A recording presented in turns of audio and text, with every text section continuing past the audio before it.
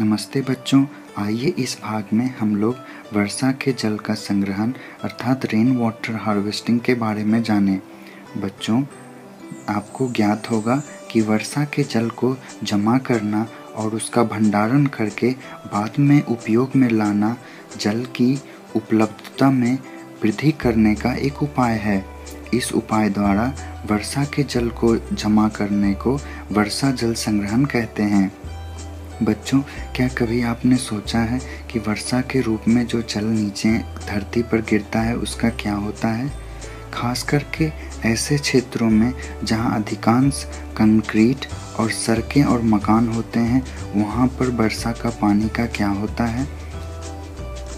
बच्चों, वह पानी नालियों द्वारा नदियों तक पहुंचता है और नदियों द्वारा वह समुद्रों तक पहुंचता है, जो कि बहुत दूर हो सकते हैं, क्योंकि वर्षा का जल हमारे लिए बहुत ही उपयोगी है।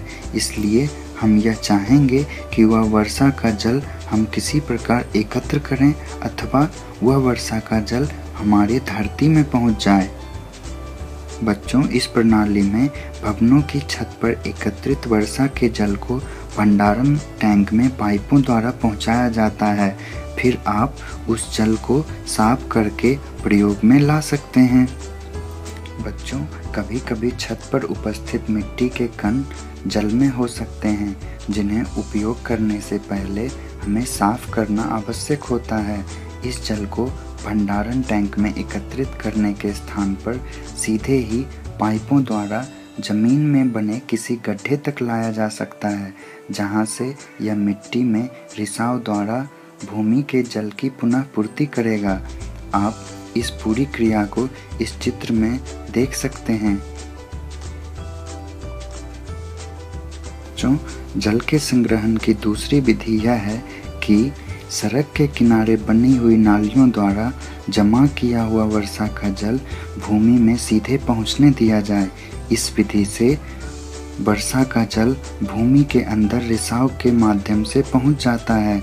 इससे भूमि के जल की पूर्ति होती है और इस प्रकार हम वर्षा का जल का संग्रहण कर सकते हैं। बच्चों, आप अपने माता पिता एवं आस पड़ोस के लोगों को उत्साहित कीजिए कि वे भी वर्षा के जल का संग्रहण करें। अतः बच्चों, इस भाग में आपने वर्षा जल संग्रहण के बारे में सीखा। मैं आशा करता हूँ कि यह भाग भी आपको बहुत पसंद आया होगा। बच्चों, आप अपने सुझाव एवं प्रश्न हमें ईमेल कर सकते हैं।